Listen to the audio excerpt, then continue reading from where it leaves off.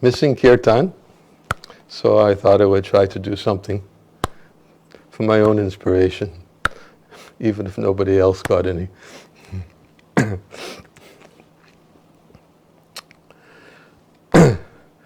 Om Namo Bhagavate Vasudevaya. Om Namo Bhagavate Vasudevaya. Om Namo Bhagavate Vasudevaya.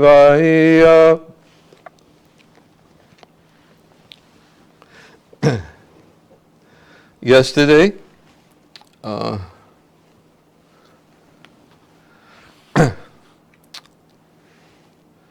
I gave a summary because I assumed that there were devotees in Ukraine who were not familiar with the topics I had been speaking about last year from Bhagavatamrita. So I gave a short introduction about Bhagavatamrita. And then I gave a little summary of our journey with Gopakumar. And with emphasis mainly on where we started our journey with him, which was when the Vaikuntha Dutas appeared to him and instructed him about the holy name. And then upon hearing those instructions from the Vaikuntha Dutas, he returned to Mathura and then fully qualified himself for gaining entrance into Vaikuntha. And then we gave a little summary of Gopakumar's experiences in Vaikuntha, leading up to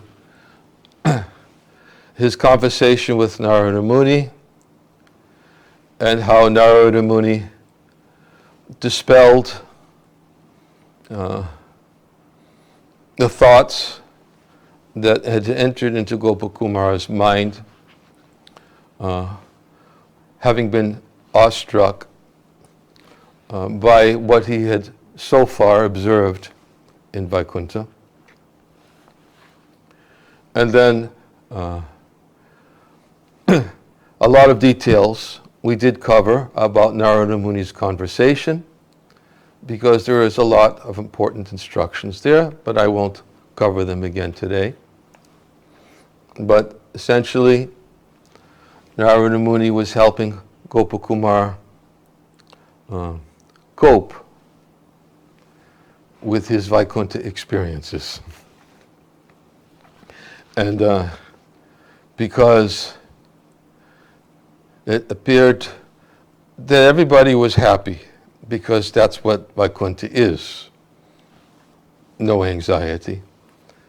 Except there seemed to be one exceptional personality who had somehow manifested in Vaikuntha, who was wondering why he wasn't fully satisfied. And Narada Muni, understanding his heart, confidentially took him aside and spoke to him and gave him knowledge, which of course is what's experienced in Vaikuntha.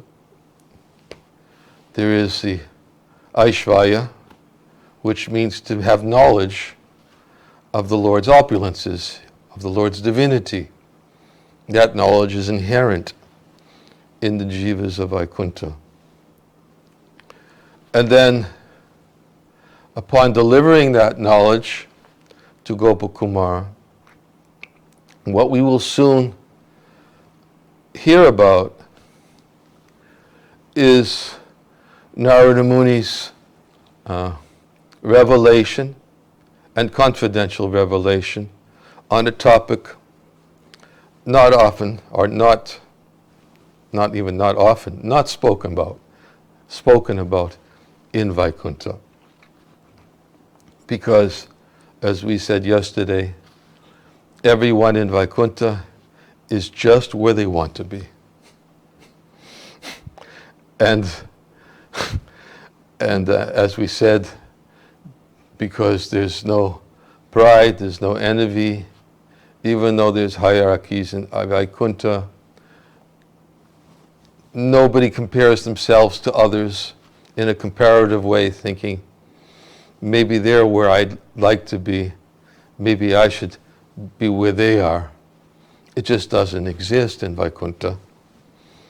Everyone's right where they want to be, in the place they want to be, and with the personality that just suits their bhav. And Gopakumar isn't where he wants to be, but he doesn't know that yet. He knows what he wants, but he doesn't know that he's at a place where he doesn't want to be yet. And Narada Muni is going to have to break the news to him. And surprisingly, we'll get there a little bit later in the chapter when Narada Muni breaks the news to Gopakumar.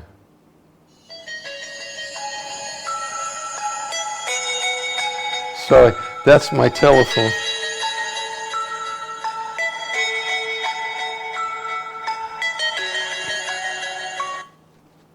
And the only reason why it was on is because I had to find out if the kirtan was working or not.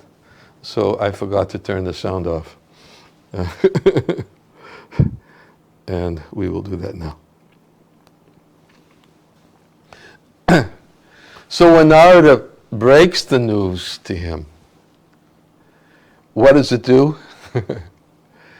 It throws Gopakumar into a deeper anxiety.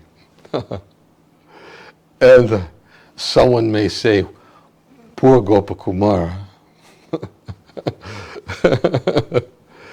But Gopakumar is actually, having been revealed about that special place that Narada Muni was alluding to him, but not giving him too much detail about, but alluding, hey, there's another place.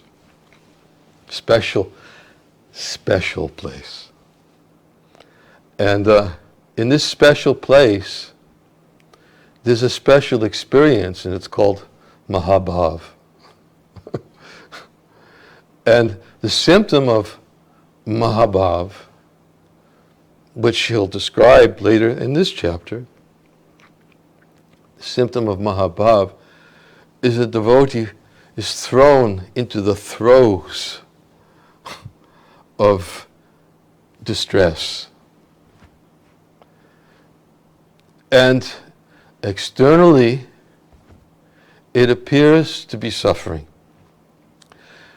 And the reason why Krishna doesn't give, and this is what we're going to be reading about today, doesn't give bhakti or prema bhakti so easily, is because when somebody doesn't understand and is not familiar with the nature of this anxiety, if they see somebody manifesting it, they think, they even ridicule. They find fault. They may even potentially criticize. We give an example before. Look what Ramachandra Puri did to Madhavendra Puri, who was experiencing the throes of separation. And Ramachandra Puri said, why are you lamenting? Don't you know that one who's Brahmabhuta, on the Brahmabhuta platform, there's no lamentation? And we know what Madhavendra Puri's response to that was, get out of my sight. If I see your face at the time of leaving my body, surely I won't achieve my desired destination. He came back to external consciousness to make it known to Ramachandra Puri that he was criticizing his own spiritual master. Couldn't understand. So, but Narada Muni understood that what Gopakumar experienced when he revealed about a place, and Gopakumar immediately was thinking, I want it, I want it, I want it, I want it, I want it. And he was lamenting because he didn't have it. And it's not an artificial lamentation that cannot be artificially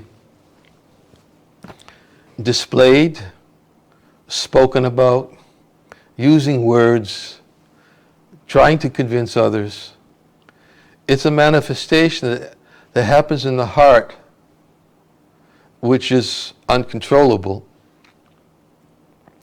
and can only be understood by those who understand its nature. So to try to imitate it is not necessarily beneficial. It happens, it's bhava, which is described by Rupa Goswami in Bhakti-rasamrita Sindhu, that bhava is rarely achieved. It's one of the symptoms of bhava. It's rarely achieved, and of bhava bhakti, as he talks about. And it's not easily attained. Why? Because Krishna doesn't give it so easily. He just doesn't give it. What to speak of prema bhakti. And that's sort of like an introduction to this verse. It doesn't come so easy. It can be achieved, as Rupa Goswami says, by two ways. Three ways. So one is by sadhana, and one is by the mercy of the Lord, or devotees of the Lord. But even sadhana, it's understood that sadhana includes association with devotees of the Lord. And Rupa Goswami in Bhakti-rasamrita Sindhu goes into great detail explaining these essential points, how it's achieved. And he also explains why it's rarely achieved. And I'm not going to say what Rupa Goswami says in Bhakti-rasamrita Sindhu, because the same thing that he says in Bhakti-rasamrita Sindhu is spoken of here by Srila Sanatana Goswami in today's verse. A little introduction before we begin with today's verse. But I want to just read a few verses previous to today's verses, which will bring us right exactly to where we left off in our last class. I'm just going to read them and try to minimize commentary. We did read them to the English-speaking group, not to the Russian-speaking. So Russian-speaking will get the advantage of hearing it today. These verses. These verses were Narada Muni's concluding statements when Gopakumar asked, can't one get everything by worship of the deities? And Narada Muni said, yes, very clearly. One can get everything. All perfection, and it can be quickly attained for those who worship with proper intelligence and the right consciousness. But Gopakumar's question was, why are there disparaging statements in Shastra which seem to indicate that those who worship deities are lesser devotees? It's in the Bhagavatam, 3rd canto. There's other statements elsewhere in the Shastra. And becoming familiar with Shastra, and a more recent, when he was in Mathura, he heard Shastra, although he wasn't so familiar with Shastra before that. He was pretty naive, didn't know much about Shastra. But in Mathura, he heard Shastra in the association of Brahmins and heard the glories of the Lord. And he also heard from Vedas personified. And therefore, he had knowledge of Shastra and was utilizing his knowledge of Shastra to ask this question. Why these disparaging statements? And Narada Muni explained, the disparaging statements are about those who don't worship in the right consciousness. And then, again, I'm not going to repeat. We talked about this yesterday, and I'm not going to repeat everything we talked about. I'm just going to read these last few verses, which lead up to today's verse, where I'm going to begin with verse 217, 217. And this is Narada Muni's explanation why sometimes saintly persons condemn materialistic worship. They never condemn proper worship. They only condemn materialistic worship. But even their condemnation of materialistic worship is compassion. And he says, although the fruit of their worship of Hari is in itself greater than the results of all pious material activities, they do not gain the highest fruit they would have derived from proper devotional service to the Lord. In various scriptures, therefore, the best of saintly persons condemn such materialistic worship. And actually, in the commentary,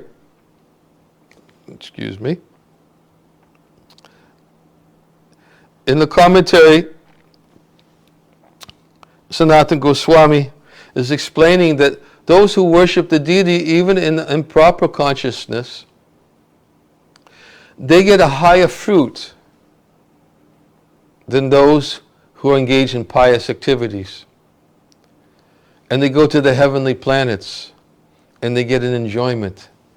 They get it because those who go to the heavenly planets, they get a temporary enjoyment.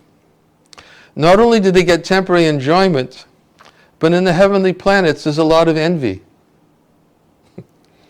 And because there's a lot of envy about he's got this and they've got that, there's a lot of anxiety. It comes along with the enjoyment. And as we spoke of before, just like the fighting between demigods and demons, they're always fighting over the different various heavenly pleasures. Demons want it, demigods want it, and they fight to keep it. Because demigods are sakama devotees. They are not on the platform, a highest platform also, in many cases. So, but those who worship the deity, even in improper consciousness, they get a lasting pleasure. It lasts. They don't go to the heavenly planet. They enjoy it. But they don't get bhakti, pure bhakti. They don't get pure bhakti. He says, faithless worship of the Lord's deity results in vast, faultless material enjoyment, unencumbered by the complications that result from ordinary fruitive rituals, like being promoted to heaven. So they get enjoyment. But why do the saintly persons speak in a condemning way about their worship? Because, and that's explained in the next verse. Rather than saying it, I'll read it. No, not quite the next verse. Soon. Because when the Puranas and other scriptures make statements that belittle deity worship, you should understand that all such statements refer to those particular worships, not to all devotees. That's text 218. But if such materialistic worshippers never give up their worship under any circumstance, their dedication will purify their hearts. Then, by the mercy of Krishna's devotees, who see only the good qualities of others, the faults of such worshippers will be exhausted. And in time, those worshippers too will become first-class devotees. So, the materialistic worshippers, they get enjoyment. They don't go to the heavenly planets.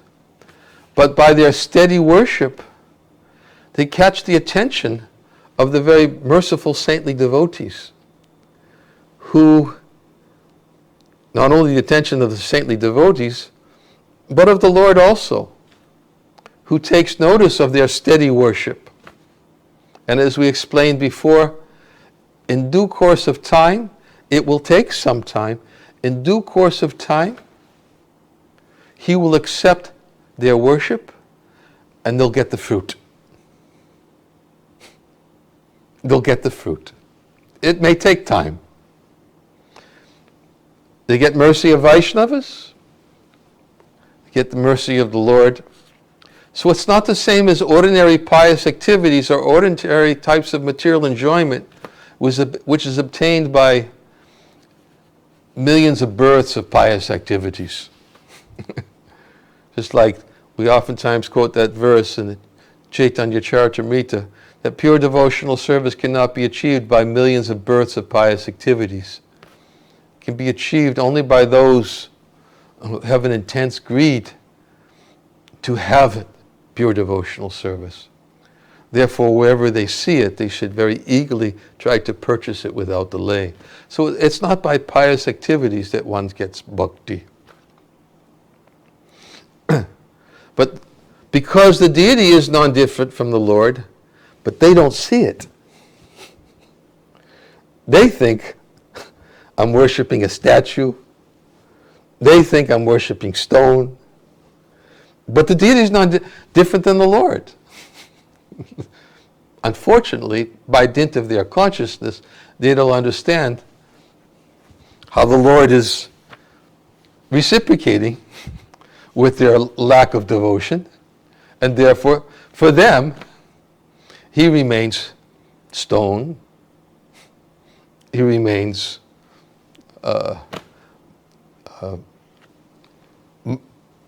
wood, brass. But for those who have the right consciousness, He manifests differently to them, those who have the right consciousness. And therefore, those who have the right consciousness, when they look at those who have the wrong consciousness, they're speaking in a critical way, because why are they wasting so much time in these petty fruit of enjoyment? Why are they wasting it?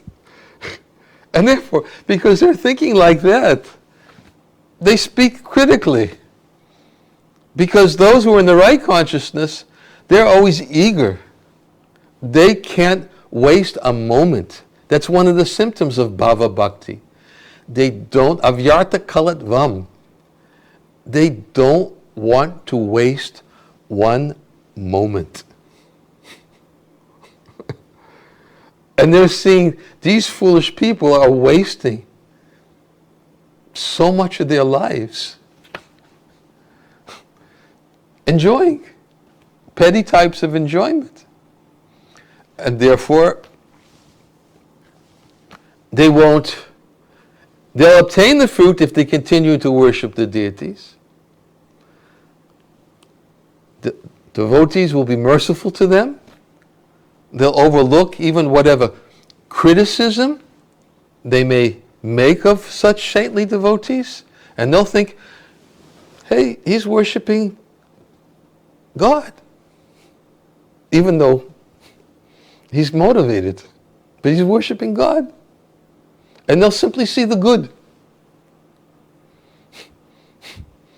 And therefore they'll bless them by their blessings and by the Lord, but it takes time.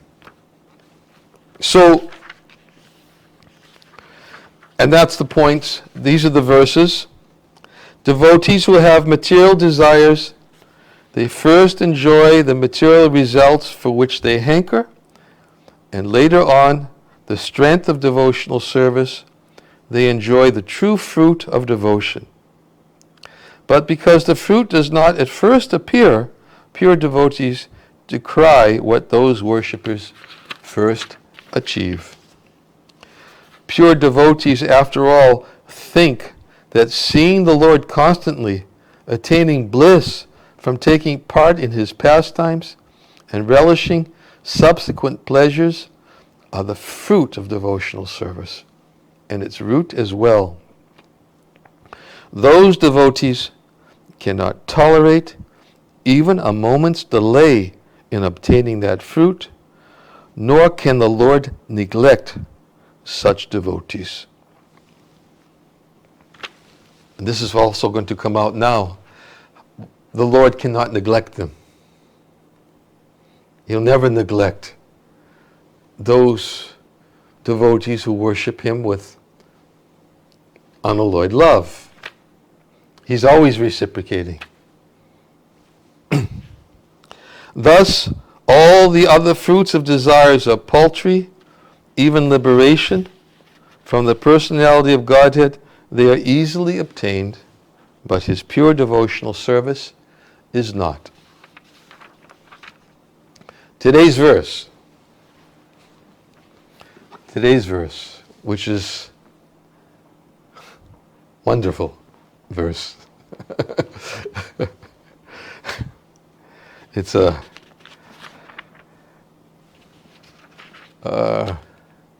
did I chant Om Namo Bhagavate Vasudevaya yet? No. Okay. Om Namo Bhagavate Vasudevaya. Om Namo Bhagavate Vasudevaya. Om Namo Bhagavate Vasudevaya. Tat prasadena bhaktanam adhino bhagavan bhavat iti svatantriya hanyeva natam dhajyan maheshwaraha. Translation. By the mercy of pure devotional service, personality of Godhead, the Supreme Controller, becomes subordinate to his devotees. This, in effect, deprives him of his independence, so pure devotional service he rarely bestows. Now this verse Narada Muni is telling Gopakumar what others say about pure devotional service. But in the next verse, which we probably won't get to today, in fact, we probably won't even finish today's verse. But in the next verse, he's going to give his own opinion. Others say this, but the next verse he's going to give his own opinion that it's okay that for Krishna to become subordinate to his devotees. He likes it. He likes it, and his devotees like it. And he likes that his devotees like it. and his devotees like, that the Lord likes, that his devotee likes, that they like it. And this is what Narada Muni is going to actually begin, because he's going to describe the reciprocation that exists and how the Lord fully reciprocates by subordinating himself to the love of his devotees who worship him in spontaneous, loving devotional service. He's just gives them exactly what they want, just as he gives everyone in Vaikuntha exactly what he wants, what they want. Krishna gives them exactly, the spontaneous worshippers of the Lord get exactly what they want. And what they're not necessarily thinking, I want to control Krishna. That's not what they're thinking. But because Krishna likes it so much, he becomes bound to their pure, unalloyed love, and he says, I want to be controlled. Tell me. Whatever is in your heart, whatever is there in your heart, tell me. And you have to tell me, because although I know what's in everyone's heart, there's super soul, but there's a different kind of relationship that goes on in Goloka. Super soul is not there. So therefore Krishna wants to hear it. And he wants to relish it by hearing it. That's one of the differences, well, the glories of Goloka, which is this Goloka Mahatmya, which is going to come out. He wants to hear his devotees speak like this. He wants to hear and relish the chastisement of the gopis. He wants to hear and relish the chastisement of his mother Jasoda. Not that that he has to understand it by any other way. He wants to hear it and relish it. And to cry from that chastisement. And not only to cry in a pretentious way, because it just doesn't happen in Goloka. As we understand, his tears are not pretentious. He's not making believe to cry. Mother Jasoda's got him just where she wants him, and he's crying out of fear. And that's all he experiences, fear, from that stick in Mother Jasoda's hands. So these are expressed by the devotees, these feelings. So let me read the commentary. And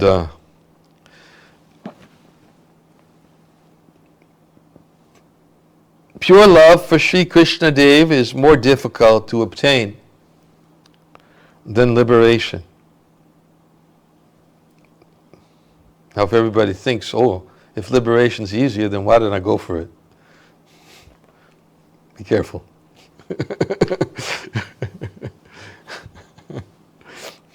That's the exact same conversation that took place in Mahakalapur when the personified Vedas said, "Don't listen to them.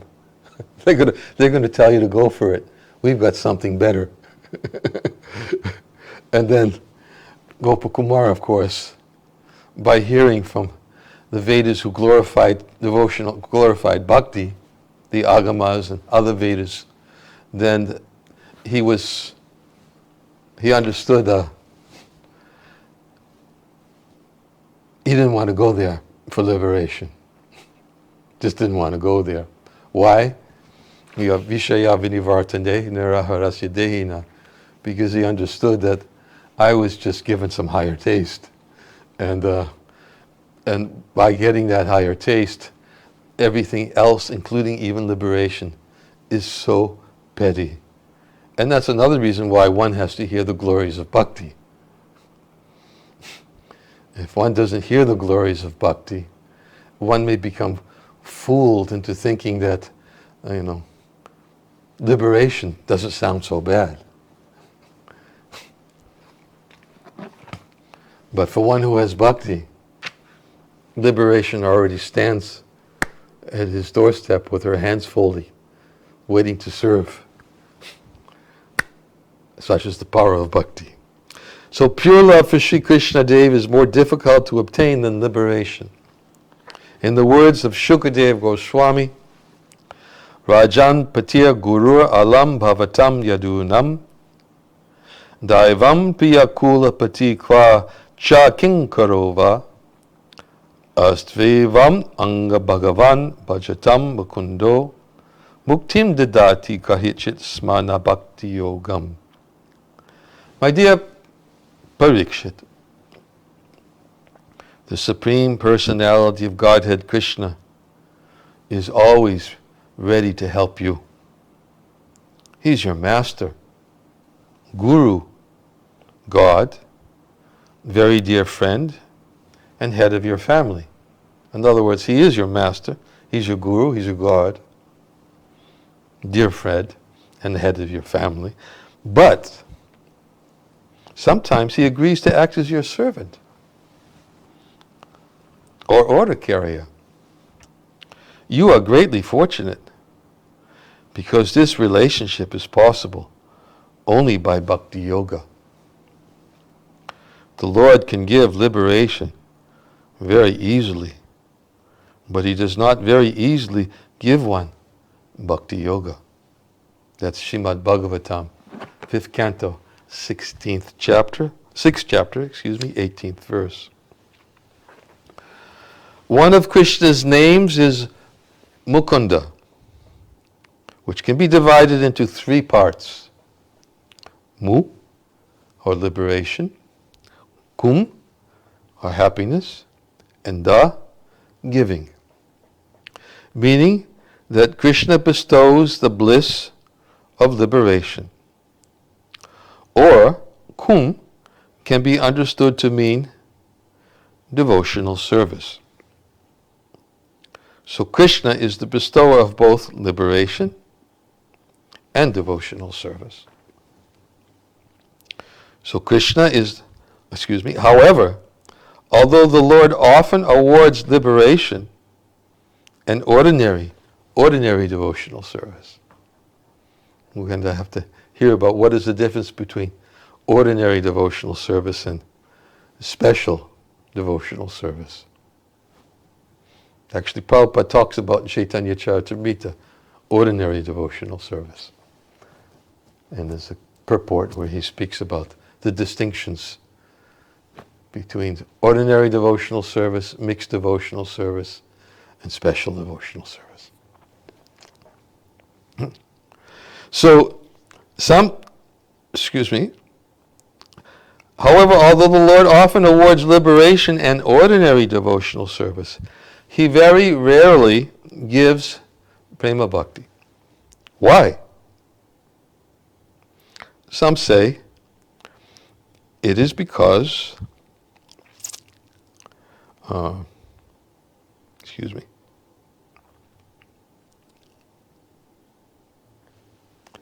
when Bhagavan, the supremely independent controller of all, gives prema bhakti, he becomes obliged to give up his independence. For devotees who have prema keep him helplessly under their control. Helplessly. Means he's helpless. Imagine the Supreme Controller being helpless. Can you imagine people who have this conception of God as God hear about a helpless God, they're really going to have a difficult time with that. In fact, there's even I remember a book that came out many years ago. It was by a rabbi. And his name was Harold Kushner. Something like that. Kushner? No? Oh, anyways, Lakshmimoni, can you speak? You seem to know his name. Kushner. Kushner. Thank you. He wrote a book about why or when bad things happen to good people, or why bad things happen to good people. And he was a religious person, and he couldn't figure out, because he had a child who had a disease. And the disease was that he died an old man, although he was only, I guess, teenager. Something like that. It was a very rare disease. And here he is, a religious man who's supposed to have a firm belief in God. And how is he supposed to understand this innocent child? So he had to come up with a conclusion that either he's all good or he doesn't have complete control. He's helpless. And he had to come up with the conclusion that he couldn't give up that he's all good. He's an all good God. But somehow he doesn't have complete control, because otherwise, how did this happen to my son? That was pretty much is that Lakshmimoni, is that a fair? Is that a fair? I mean, I didn't read the book. I didn't read it. I think I read Ravindra Swarup's article about it in BTG. And he was such a prolific writer that I didn't need to read the book. And that's pretty much what I got from it. So, he misses some things. Yeah, misses a lot of things, I'm sure. But how did they deal with the fact of somebody who, loses control? And it's what it says right here. He's helpless. Helpless. How can God be helpless? They can't reconcile that. How can God be helpless? They can't. And because they can't, they come up with all of these different kinds of explanations. So they don't have to say God's a bad person. But God is helpless. Helpless under the control of those who control him with prema. He's completely subordinate to him. I just realized that I've already gone 20 minutes over my time. I'm going to finish the commentary, but I'll speak on this verse tomorrow, because there's a lot more to say about this. So I'll just finish the commentary. Or, first is, he gives up his independence, becomes obliged. Devotees who have prema keep him helplessly under their control. Or, taking the title Bhagavan to express his absolute omniscience, he knows everything. The idea is that he knows the impropriety of giving prema bhakti to anyone uneducated in the rasas of pure devotion. Other reasons for the Lord's hesitancy to grant prema bhakti will be discussed later on. And don't worry, they're not really that far later on. They'll be discussed during the Bhaktisangama festival because they're only a few verses ahead. And I believe I've overstayed my welcome. I don't know how else to describe it. I'm not sure what's going on. I see devotees sitting there, but I don't know in Kablava, but I don't know if there's somebody waiting outside to come in and give class. And that happens a lot. And if there is, it's the last thing I want to do is to offend a Vaishnava, and who's waiting to give class. So I will end here, and we will continue with this verse tomorrow. Thank you very much. Jai Shri Krishna Chaitanya, Prabhu Nityananda, Shri Advaita Gadadhar Shivasadi Gaur Bhaktivinda. Hare Krishna, Hare Krishna, Krishna Krishna, Hare Hare, Hare Rama, Rama Rama, Hare Hare, Hare Krishna, Krishna Krishna, Hare Hare, Hare Rama, Rama Rama, Hare Hare, Hare Krishna, Krishna Krishna, Hare Hare, Hare Rama, Rama Rama, Hare Hare. All glories to Srila Prabhupada ki.